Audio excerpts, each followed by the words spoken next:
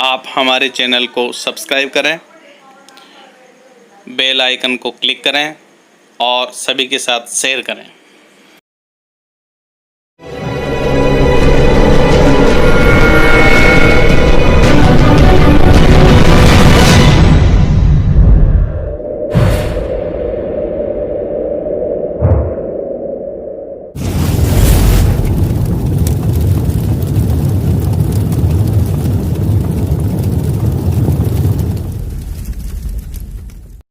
नमस्ते सभी बच्चों को मेरी तरफ से मैथ्स क्लास में स्वागत है आपका। और आज मैं विशेष रूप से आपको जो बता रहा हूँ उस बात को आप ध्यान से सुनें, आज का पूरा वीडियो देखें, क्योंकि बोर्ड ने एग्ज़ाम लेने का निश्चय कर दिया, डेट भी दे दी, टाइम टेबल इशू कर दिया, साथ ही स्कूलों के ऊपर आपके नए प्रवेश पत्र भी डाल दिए।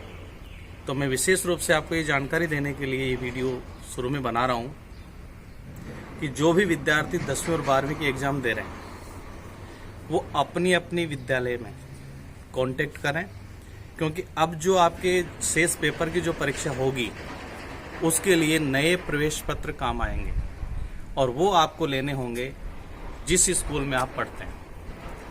आपका सेंटर भी बदल सकता है, इसलिए आप अपने अपने स्कूल से आप कांटेक्ट करें और उनसे परमिशन लेटर के लिए पूछे कब देंगे।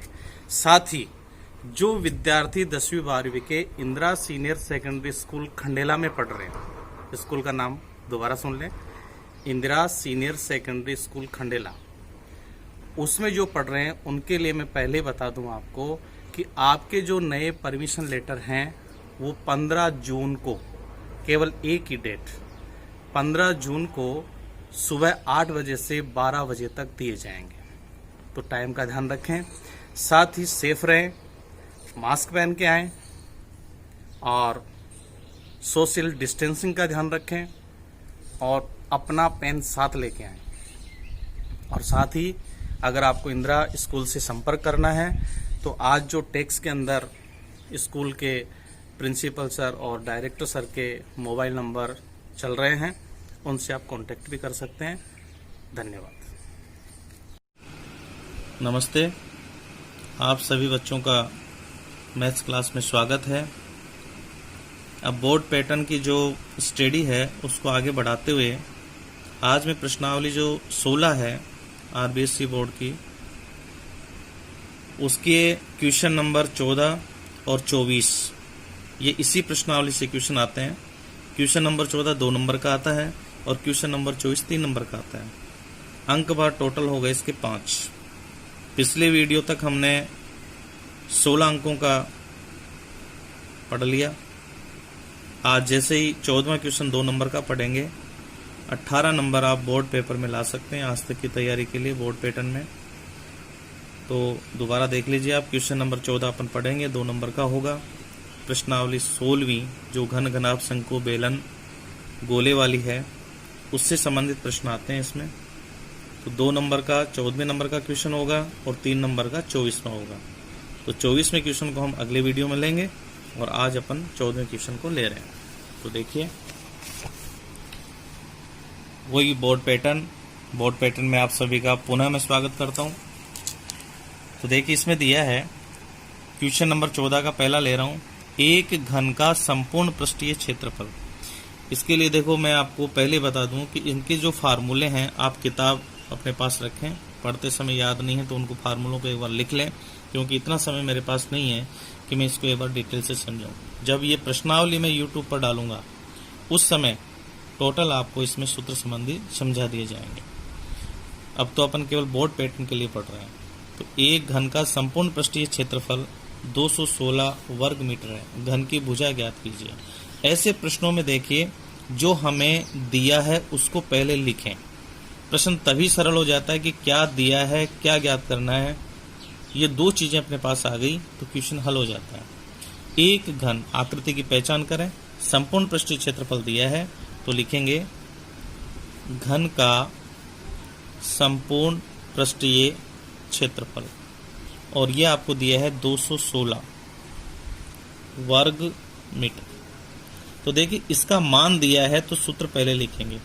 घन का संपूर्ण पृष्ठीय क्षेत्रफल होता है 6 गुणा भुजा स्क्वायर। इसको याद करने का तरीका होगा, घन वर्ग से बनता है, वर्ग का क्षेत्रफल भुजा स्क्वायर होता है और इसके 6 फलक होते हैं, 6 से गुणा कर दीजिए। 216 पक्षांतरण करें तो यह आएगा भुजा स्क्वायर बराबर 216 में भाग लगेगा 6 का, तो 6 से आप इसे काटेंगे तो 36 18 3 बचेंगे, 6 6 36। तो भुजा स्क्वायर बराबर आएगा 36, पक्षांतरण करोगे आप तो भुजा बराबर 36 का वर्गमूल करेंगे तो यह आएगा 6। तो 6 मीटर इस घन की भुजा होगी। ऐसे देखिए अपन दूसरा ले रहे हैं। एक कमरे की लंबाई 5 मीटर, चौड़ाई 3 मीटर और ऊंचाई 4 मीटर है। 30 रुपये प्रति वर्ग मीटर। देखो वर्ग मीटर दे दिया, इसका मतलब क्षेत्रफल निकालेंगे। घन मीटर होता तो आयतन निकालते हैं। चारों दीवारों पर सफेदी कराने का खर्चा।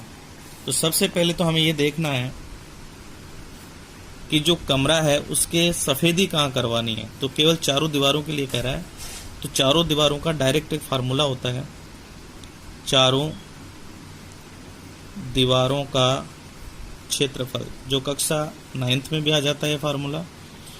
2 इंटू ऊंचाई इंटू लंबाई प्लस चौड़ाई।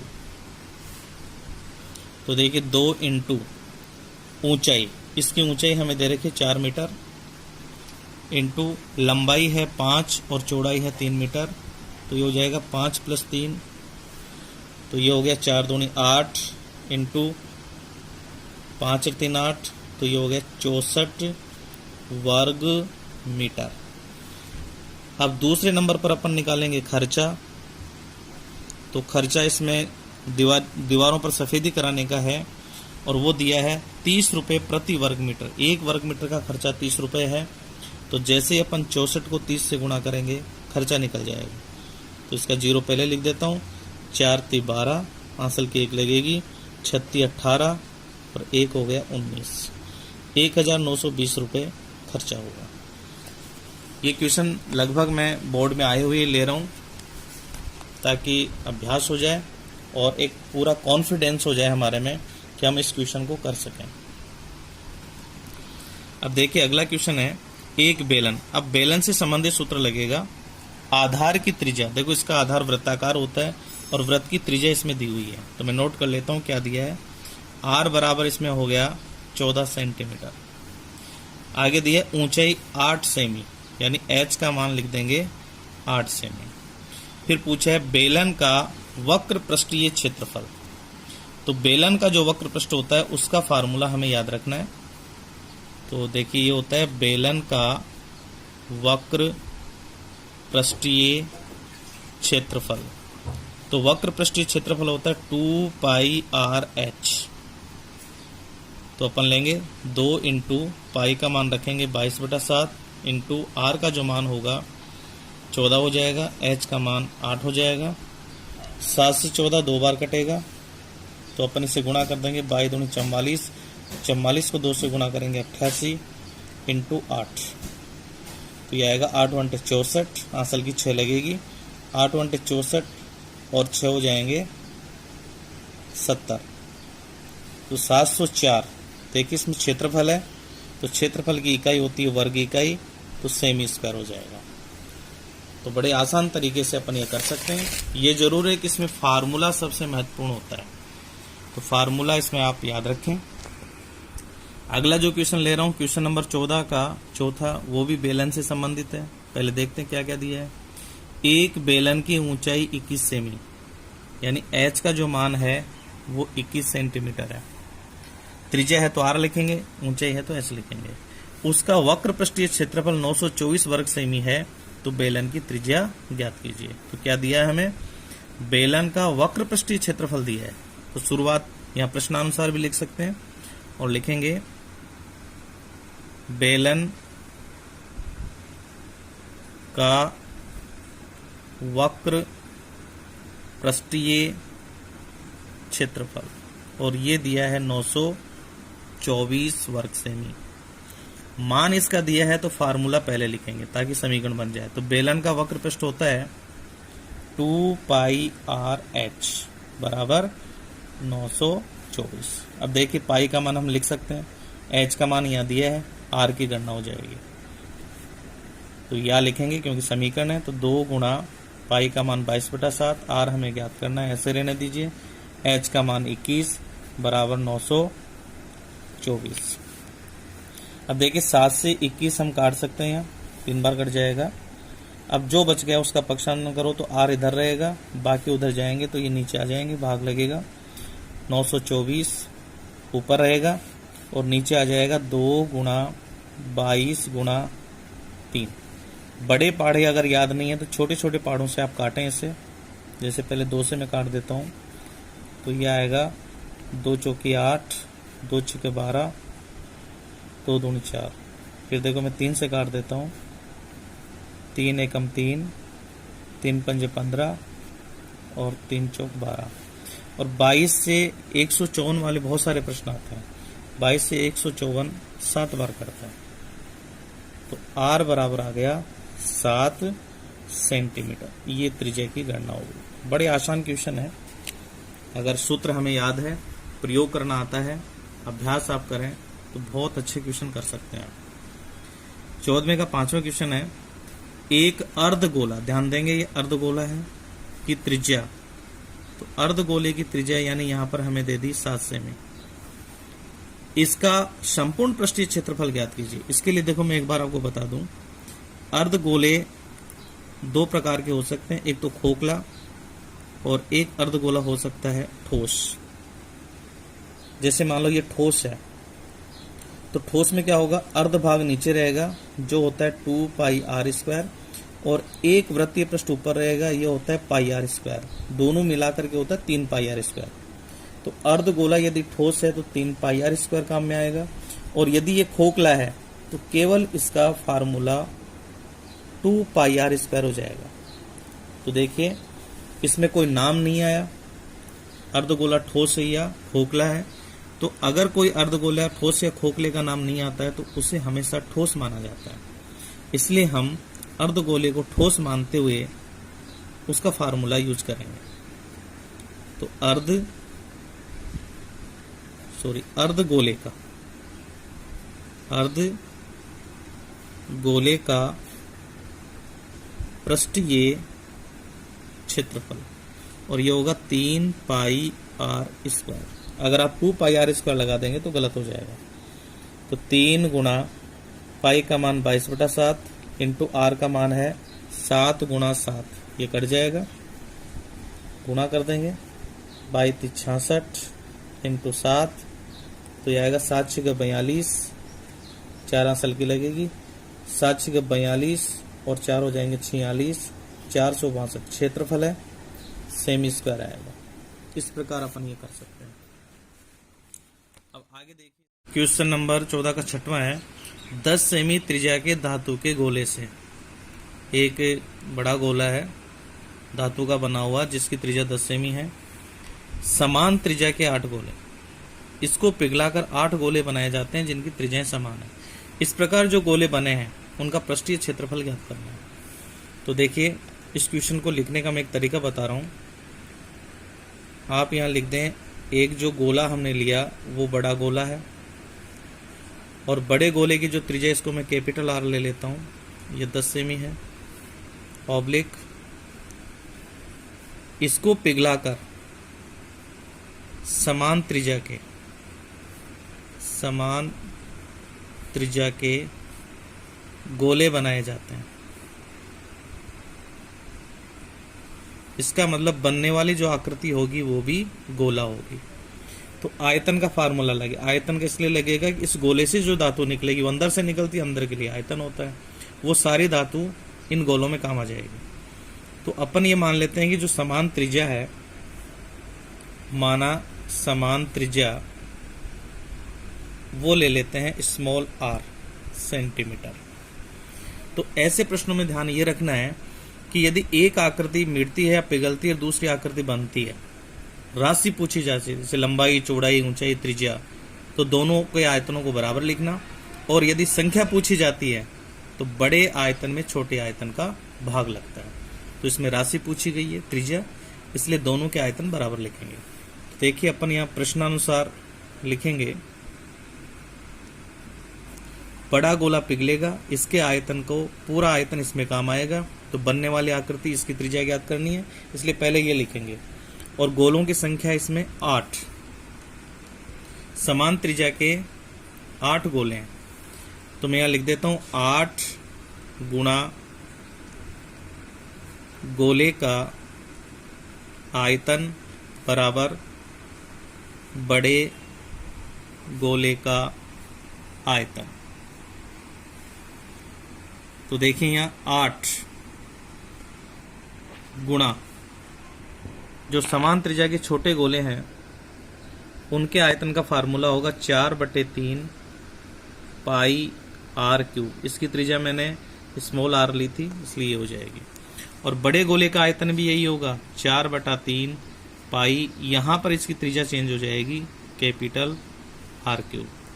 अब देखिए ऐसे लिखने से एक फायदा होता है, पक्षांतरण करने से समान मान करते हैं, तो 4/3 और पाई ये कट जाएंगे। अब जो बचेगा उसको अपने को लिखना है, 8 इंटू स्मॉल आर क्यूब बराबर कैपिटल आर क्यूब। मान रख देते हैं, 8 इंटू स्मॉल आर क्यूब बराबर कैपिटल आर का मान 10 है, क्यूब का मतलब यानी अपने को 10 को 3 बार गुणा करना है, और या आर क्यूब पक्षांतरण करेंगे तो 8 नीचे आ जाएगा, तो 10 इंटू 10 इंटू 10 बटे 8, 2 से हम काट देते हैं, ये 4 बार कटेगा, ये 5 बार, 2 से ये 2 बार कटेगा, ये 5 बार, 2 से 10 5 बार, तो हमारे पास आ जाएगा आर क्यूब बराबर 5 गुणा 5 गुणा 5। गुणा नहीं करेंगे, घनमूल निकाल लेते हैं। तो जैसे यहाँ से आर निकालेंगे तो देखो घनमूल का प्रतीक चिन्ह होता है, केवल अंडर रूट लगा के छोड़ देंगे तब तो होता है वर्गमूल, और यदि यहाँ पर 3 लिख देंगे तो इसका मतलब है घनमूल। घन नाम 3 का होता है, 3 का जोड़ा बनाएंगे समान संख्या का, और 3 के जोड़े में से एक संख्या बाहर निकालेंगे, तो आर बराबर हमारे पास आ जाएगी 5 सेंटीमीटर। तो जो 8 गोले बने हैं उनमें प्रत्येक की त्रिज्या 5 सेंटीमीटर होगी। अब हमें दूसरे नंबर पर ये जो गोले बने हैं उनका संपूर्ण पृष्ठीय क्षेत्रफल ज्ञात करना है। तो गोले का संपूर्ण पृष्ठीय क्षेत्रफल प्रत्येक का ज्ञात करना है, एक का। तो गोले का संपूर्ण पृष्ठीय क्षेत्रफल होता है 4 पाई आर स्क्वायर। ऐसे मान के चलें कि एक गोले में चारों दिशाओं में 4 वृत्त होते हैं, तो वृत्त के क्षेत्रफल को 4 से गुणा कर दें, याद हो जाएगा। अब देखिए आर का जो मान है वो 22/7 यानी 7 से कटेगा नहीं, इसलिए अपन मान ले लेंगे 4 गुणा पाई का मान ले लेंगे 3.14 इंटू त्रिज्या है 5 इंटू 5। तो देखो ये गुणा होगा 5 25, 25 चौके 100, और 100 से 3.14 आसानी से गुणा हो जाएगा। तो 100 से गुणा करने का मतलब है 314 के 2 जीरो लगाएंगे और 2 अंक छोड़ के दशमलव, तो हमारे पास आ जाएगा 314 सेमी स्क्वायर। प्रत्येक गोले का ये क्षेत्रफल होगा। अब अपन इसमें 7वां क्वेश्चन लेते हैं। तो देखिए 7वां क्वेश्चन है, 1 सेमी व्यास वाली 8 सेमी लंबी तांबे की छड़। देखो इस प्रश्न को नोट करते हैं। जो छड़ है वो हमेशा बेलनाकार होती है, और छड़ की माप हमें दे रखी है 1 सेमी व्यास, यानी व्यास इसका दिया है 1 सेमी, तो इसकी त्रिज्या हो जाएगी, आधी करेंगे तो ये 1/2 को अपन लिख सकते हैं, 1/2 लिख सकते हैं, या 0.5 सेमी लिख सकते हैं। साथ ही इसमें दिया 8 सेमी लंबी। देखो छड़ अगर पड़ी है तो लंबाई होगी, खड़ी है तो ऊंचाई होगी, तो लंबाई इसमें h का काम करेगी, ये 8 सेमी है। और फिर करना क्या है, इसको खींचकर तार में बदला जाता है। तो तार की जो आकृति होती है वो भी बेलनाकार होती है, और उसके लिए हमें दिया है समान चौड़ाई वाले 18 सेमी लंबे तार के रूप में बदली जाती है। तो यहाँ पर ये जो लंबाई यानी इस तार की जो ऊंचाई है, बेलनाकार तार की जो ऊंचाई है वो 18 सेमी हो जाएगी। और इसमें हमें ज्ञात करना है तार की मोटाई। देखो तार में त्रिज्या होती है, बेलनाकार है ये, और त्रिज्या का दुगना व्यास होता है, तो व्यास यहाँ मोटाई का काम करेगा। तो अपने को यहाँ पर व्यास ज्ञात करना है, और व्यास ज्ञात करना है तो हमें त्रिज्या निकालना जरूरी है।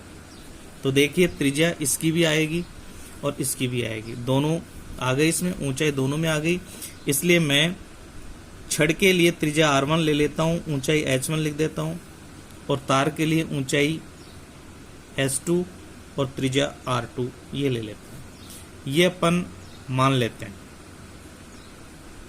और व्यास का मतलब हो गया, मोटाई का मतलब हो गया त्रिज्या का दुगना ज्ञात करना है, ये हमें निकालना है। तो देखो ये आकृति तार में बदलेगी, राशि इसमें पूछी है, इसका मतलब हमें दोनों के आयतनों को बराबर लिखना है। तो देखो वही प्रश्नानुसार पहले हम इसका लिखेंगे तार का आयतन। तो तार का यहाँ पर जो आयतन होगा वो धातु का होगा, बराबर छड़ का आयतन। तो देखिए दोनों बेलनाकार है, तो बेलन के आयतन का सूत्र लगेगा, और बेलन के आयतन का फार्मूला होता है पाई R स्क्वायर H, और ये होता है पाई R स्क्वायर H। तार के लिए हमने जो लिया है वो लिया है R2 S2, और इसके लिए लिया है हमने R1 H1। तो यहाँ से पाई कट जाएगा। अब जो मान बच गया वो लिख देंगे। R2 का मान हमें ज्ञात करना है, तो R2 स्क्वायर ऐसे रहेगा, इंटू S2 का जो मान है वो देखिए 18 है, तो यहाँ 18 लिख देंगे। और R1 का मान हमारे पास यहाँ पर पहले मैं 0.5 लिख देता हूँ, तो 0.5 इंटू 0.5 इंटू H1 का मान है 8। अब यहाँ से देखो मैं पक्षांतरण कर रहा हूँ, तो R2 स्क्वायर बराबर होगा 0.5 इंटू 0.5 इंटू 8 और बटे में आ जाएगा 18। सरल करने के लिए मैं सबसे पहले इसका दशमलव हटा देता हूँ, तो R2 स्क्वायर बराबर, देखिए ऊपर का दशमलव एक अंक पर हटेगा तो नीचे 10 आएगा, दोबारा हटाओगे तो फिर 10 आएगा, ऊपर यहाँ पर आ रहा है 8, नीचे हो गया 18। अब मैं इसे काट रहा हूँ, देखो 5 एकम 5, 5 दूनी 10, 5 एकम 5, 5 दूनी 10, और 2 से ये कटेगा 4 बार, ये कटेगा 9 बार। फिर यहाँ देखिए 2 से ये 4 2 बार कट जाएगा, 2 से 2 कट जाएगा, यानी टोटल मिला करके हमारे पास R2 स्क्वायर बराबर यहाँ होगा, ऊपर होगा 1, नीचे होगा 9। जैसे इसका वर्गमूल करेंगे तो R2 बराबर √1/9 आएगा। तो अपन अच्छी तरह से जानते हैं 1 का वर्गमूल 1 और 9 का होता है 3, तो 1/3 इसकी त्रिज्या हो गई। लेकिन हमें मोटाई ज्ञात करनी है, तो मोटाई का मतलब होता है व्यास, और व्यास होता है त्रिज्या का दुगना। तो अपन लिखेंगे 2 गुणा R2 का मान हो गया 1/3, तो ये आएगा 2/3 सेंटीमीटर। ये उस तार की मोटाई होगी। फिर देखिए ऐसे ही इस क्वेश्चन को आगे बढ़ाते हुए 8वां है, 14वें का 8वां क्वेश्चन है। 2 घनों जिनमें से प्रत्येक का आयतन, देखो इसमें घन लिए गए हैं 2, और इनमें जो प्रत्येक का आयतन है, और वो प्रत्येक का आयतन इसमें दिया है 27 घन सेमी। फिर इनके संलग्न फलकों को मिलाकर, 2 घनों को मिला करके एक ठोस बनाया जाता है। तो जो ये ठोस बना है, इस ठोस का हमें संपूर्ण पृष्ठीय क्षेत्रफल ज्ञात करना है। तो इसको देखो मैं एक सरसरी तौर से समझा दूं। जैसे मान लो कोई एक घन है इस प्रकार का, उसके साथ यदि दूसरा घन इसी नाप का अगर दूसरा घन जोड़ा जाता है, इसके साथ अपन जोड़ें, तो देखिए इसकी लंबाई डबल हो जाएगी। यानी घन में केवल भुजा होती है, तो जैसे ही दो घन जुड़ेंगे तो घन नहीं होकर के घनाभ हो जाएगा। घनाभ के अंदर लंबाई डबल हो जाएगी और उसकी चौड़ाई और ऊंचाई भुजा के बराबर रहेगी। इतना सा इसमें फर्क है। इसलिए देखिए अपन इसमें क्रम से करते हैं इस क्वेश्चन को। पहले नंबर पर क्या दिया है, प्रत्येक घन का आयतन, और ये दे दिया हमें 27। तो घन के आयतन का फार्मूला हम पहले लिखेंगे, वो होता है भुजा क्यूब 27। और जैसे ही भुजा निकालेंगे तो 27 का यहाँ पर हो जाएगा घनमूल, और 27 का घनमूल होता है 3। तो हमारे पास घन की भुजा आ गई। तो अभी मैंने आपको क्लियर किया था कि संलग्न फलकों को मिलाकर ठोस, जो ये ठोस बनेगा वो घनाभ होगा। ठोस बनाया, इसका हमें संपूर्ण पृष्ठीय क्षेत्रफल ज्ञात करना है। तो देखिए इसकी लंबाई डबल हो जाएगी, यानी भुजा का मान 2 बार जुड़ जाएगा, ये 6 हो जाएगी। चौड़ाई इसकी 3 ही रहेगी और ऊंचाई भी इसकी 3 सेंटीमीटर ही रहेगी। तो देखिए अब ये हो जाएगा घनाभ का संपूर्ण पृष्ठीय क्षेत्रफल, और इसका फार्मूला होता है 2 गुणा लंबाई गुणा चौड़ाई प्लस चौड़ाई गुणा ऊंचाई प्लस ऊंचाई गुणा लंबाई। तो यहाँ से मैं मान लिख देता हूँ 2 गुणा लंबाई का मान हो जाएगा यहाँ 6 गुणा 3 प्लस चौड़ाई 3 गुणा ऊंचाई 3 प्लस ऊंचाई गुणा लंबाई। तो गुणा करने से हमारे पास मान आएगा 36 18 प्लस 3 3 9 प्लस 36 18। तो ये हो जाएगा 2 गुणा 18 18 36 36 और 9 ये हो गए 45। 2 से गुणा करेंगे 90 हो जाएगा। तो 90 क्षेत्रफल है सेमी स्क्वायर, इसका आंसर आएगा। तो इस प्रकार अपने 8 क्वेश्चन हो गए। अब मैं एक क्वेश्चन और इसमें ले लेता हूं ताकि हर प्रकार के क्वेश्चन इसमें क्लियर हो जाएंगे। तो अब ये देखिए आप, अगला क्वेश्चन है 9वां। एक दीवार की लंबाई चौड़ाई ऊंचाई, देखो हमें दीवार की माप दे रखी है, उसमें दे रखी है लंबाई चौड़ाई और ऊंचाई। तो देखिए ये हमें दे रखी है गुणा में, 6 मीटर गुणा 60 सेमी गुणा 3 मीटर। तो ये लंबाई हो जाएगी 6 मीटर, चौड़ाई हो जाएगी 60 सेमी और ऊंचाई हो जाएगी इसकी 3 मीटर। अब इसे बनाने के लिए ईंटों की माप भी दे रखी है, और देखिए आप ईंटों की माप यहीं देख लो, 30 सेमी 15 सेमी और 7.5 सेमी। तो ईंट छोटी होती है, ईंट दीवार के अंदर लगेगी, आयतन से संबंध होगा, लेकिन इसमें ईंटों की संख्या पूछिए कितनी ईंटों की आवश्यकता होगी। तो संख्या के लिए मैंने कहा था कि बड़े आयतन में छोटे आयतन का भाग लगेगा, लेकिन इकाई समान होनी चाहिए। तो देखिए ईंट के अंदर प्रत्येक इकाई सेंटीमीटर में है, तो ये भी सब सेंटीमीटर में होना चाहिए। तो देखो 6 मीटर को सेंटीमीटर में बदलने के लिए हो जाएगा 600 सेमी, 60 सेमी ऐसे कैसे रह जाएगा, और 3 मीटर का हो जाएगा 300 सेंटीमीटर। अब देखो अपन ईंटों की संख्या निकालेंगे, डायरेक्ट फार्मूला लिख सकते हैं, ईंटों की संख्या। दीवार भी घनाभ के आकार की होती है, तो लिखेंगे दीवार का आयतन बटे वही घनाभाकार ईंट होती है, तो एक ईंट का आयतन। संख्या पूछ ली इसलिए भाग दे रहे हैं, राशि पूछते तो दोनों आयतनों को बराबर लिखते। तो यहाँ देखो मान लिख रहा हूँ, दीवार के लिए होगा वही लंबाई गुणा चौड़ाई गुणा ऊंचाई, 600 गुणा 60 गुणा 300, और ईंट के लिए आएगा 30 गुणा 15 गुणा 7.5।